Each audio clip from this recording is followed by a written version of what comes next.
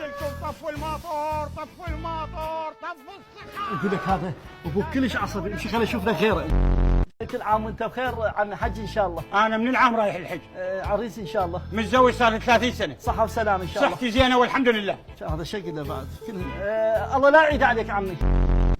هذا شكو جايبه؟ ما اريد اشوف هالشهره هاي قبالك. ليش يمه ليش انت بهذا حكيك جاي تحكين على اخوك؟ لان ثلثين الولد على خاله.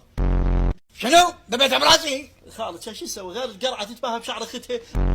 ليش يمه ليش؟ مو انا ابنك. ابني اللي يتجاوز علي ما اريده. اريد انا مجلد. ولك محمد شوف. اي شوف مال طري.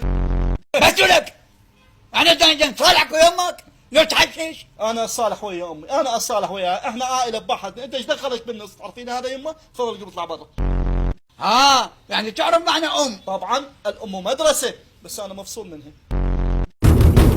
اقول لك طلع لك خيالي، مو هذا انا قبالك لو بعد لي جوا. محمد اجى عليك بازه. خير ايش بيك؟ محمد ما اقدر احكي برا، خلينا ندخل برا نحكي. يا ابو جاسم شوي مستلوت علي من مستلوت. نسيت ايش اسمه. ها قصدك مهتلوي. تفضل. انا صاحبت. لا والحظ صاحبت، وش بيك خايف؟ صاحبت وحده وكضتك اخوها؟ لا صاحبت اخوها وكضتك وحده. وليش بالله ليش؟